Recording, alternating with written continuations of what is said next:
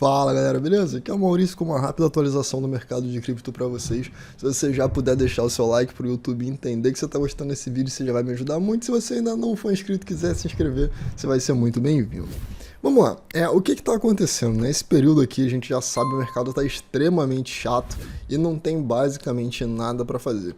Eu vou trocar esse gráfico de candle para o gráfico de área, né, para a gente poder entender aqui só através do preço de fechamento o que está acontecendo, até porque eu acho que muita gente negligencia a importância do preço de fechamento e fica muito vidrado em padrões de candle, tá? No curso gratuito de análise técnica que tem aqui no canal, eu falo muito da importância do preço de fechamento, então eu vou fazer essa análise aqui para você poder ir lá e dar uma olhada nesse curso também. Quando a gente afasta esse gráfico aqui, a gente vê que claramente o Bitcoin está em tendência de alta no longo prazo, certo? Ele continua subindo, veio subindo esse tempo todo, e até agora, esse período aqui, apesar de ser uma possível reversão aqui, ainda é uma correção de todo esse período muito grande que está aqui, tá? Basicamente aqui, desde março de 2020 até abril de 2021, o mercado só subiu. Então pegar isso daqui e falar que é uma tendência de baixa é uma afirmação muito forte para o momento, tá? Até porque a gente ainda não tem um topo descendente. Esse daqui, tudo bem, né? A gente pode considerar que esse daqui foi o maior topo e esse é um topo descendente? Sim, pode considerar, mas para poder configurar uma tendência de baixa, eu gostaria de ver um topo aqui, certo? Então ele teria que marcar um topo aqui, basicamente nesse nível aqui de suporte que agora é resistência, tá?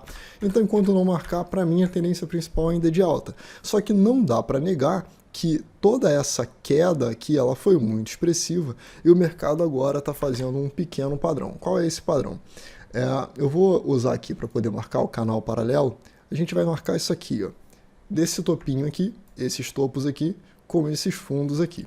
Isso daqui é um retângulo.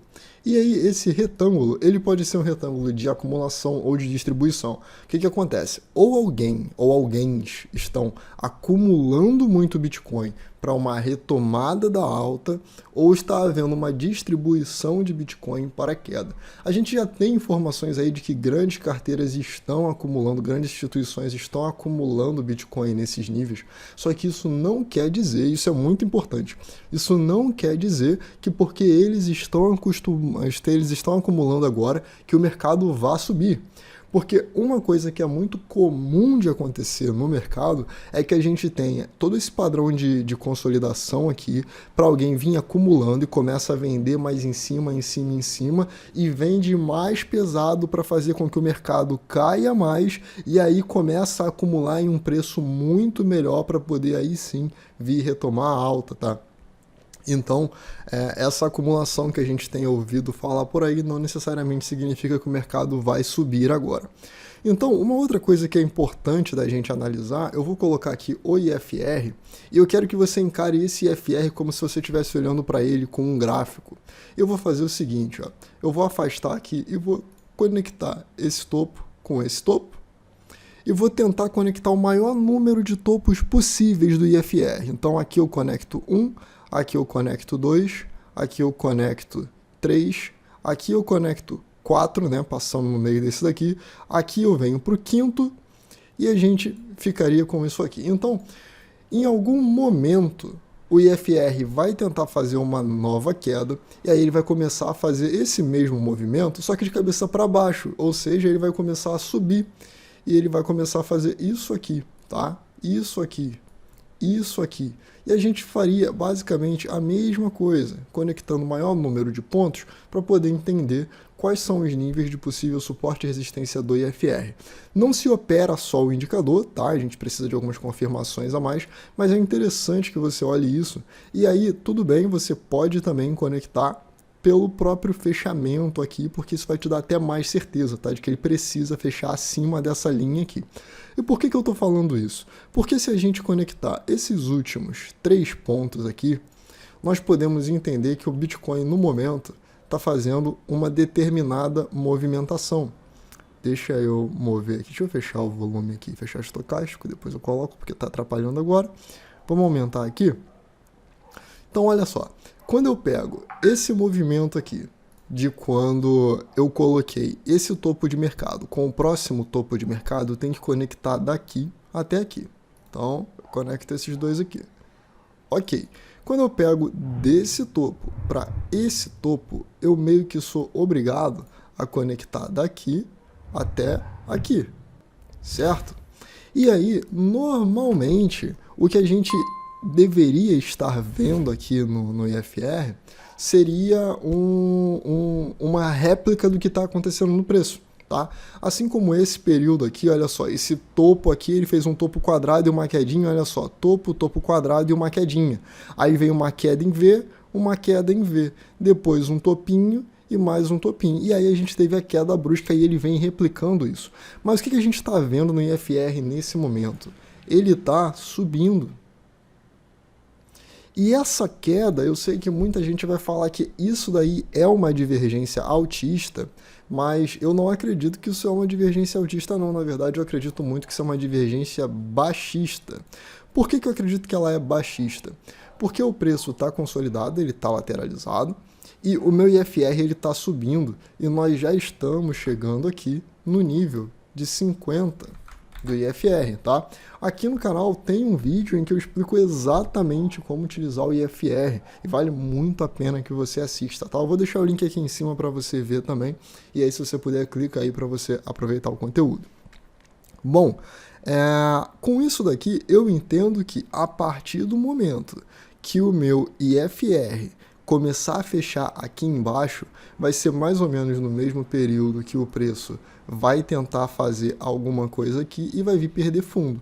E a partir daí a gente vai começar a ver esse movimento aqui e em algum ponto nós vamos notar de fato uma divergência entre o preço e o IFR, mostrando que a partir desse ponto aqui nós já podemos esperar uma movimentação de alta e essa movimentação de alta provavelmente vai trazer o preço, né? De repente, se ele cair até aqui, cair muito, até 20 e pouco, ele vai voltar aqui no nível dos 30 e aí ele pode dar aquela consolidada para bater aqui de novo. Isso daqui vai ser mais uma resistência para a gente, para ele tentar romper, e quando ele encontrar essa linha aqui, é mais uma resistência, aí a gente deve ver mais uma briga nesse nível para ele voltar a subir, tá? Então, eu tô falando isso aqui do Bitcoin em específico porque é a principal moeda, é a que tá todo mundo olhando. Se a gente olhar a dominância do Bitcoin, ela tá caindo de novo, mas ela já tá caindo com um pouco menos de força. E se eu pegar, por exemplo, o Ethereum, para poder comparar o que o IFR do Ethereum tá fazendo em relação ao preço do Ethereum, a gente vai ver basicamente a mesma movimentação, tá? Então aqui, ó, desse topo para esse topo aqui, que foi o próximo, né? Então é basicamente desse topo aqui. Isso aqui teve uma divergência, tá vendo? E a IFR caiu mais do que o preço. E aí para esse topo aqui, ok. Pronto, tenho isso daqui. E agora eu vou ligar os fundos do IFR aqui e do preço, ó, os fundos do preço, com os fundos do IFR, da mesma região, tá vendo? Ó, aqui para cá. E eles estão bem parecidos, ou seja, quando o IFR aqui apontar para baixo, o mais provável é que o preço passe a confirmar que nós temos uma linha de tendência de baixa aqui e ele venha fazer um movimento descendente aqui, provavelmente com um pivô de baixa, e quando o mercado atingir basicamente aqui é difícil de falar 100%, né, porque 100% é lá embaixo, então aqui com a ferramenta de fibra fica um pouco mais difícil, mas vamos pegar aqui níveis de preço. A gente teria esse daqui, o nível de 1380, como sendo o nível mais provável para o fim de uma queda, e aí a gente teria a mesma configuração do IFR. E aí esse IFR viria aqui embaixo, ia começar a subir, ia tentar cair, subir de novo. A gente faz o quê? Conecta, vamos ver aqui. A gente faz o quê? A gente vai conectar esses topos aqui, nesse ponto aqui, e no momento que o preço e o IFR subirem, a gente vai ver provavelmente o mercado fazendo isso daqui, com uma divergência aqui em relação a isso aqui, e aí ele volta a subir, tá bom?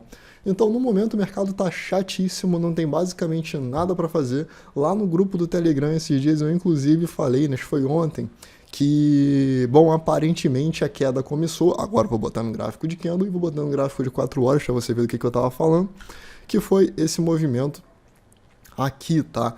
Então a gente estava olhando isso aqui e a hora que eu falei foi exatamente esse momento aqui, se eu não me engano, que nós tivemos o princípio de queda, ou não, agora eu já nem lembro mais, mas se eu não me engano foi isso aqui, ó, dia 5, acho que foi isso aqui sim. Ele fez esse rompimento aqui, e aí, rompimento não, esse candle de força, e aí perdeu esse fundo. Eu falei, aparentemente agora a queda começou. Só que aí ele fez isso, voltou, fez mais esse rompimento aqui e voltou. Então nós ainda estamos tendo muita compra. O que me faz acreditar que se vier queda, a queda vai ser muito feia, muito forte, muito brusca. Porém, se não tiver, a gente já retoma a alta um pouco mais rápido, tá? Mas por enquanto, pelo menos pro curto prazo, né, para alguns dias aí, de repente 1, 2 semanas, a minha visão do Bitcoin ela ainda tá baixista pro curtíssimo prazo.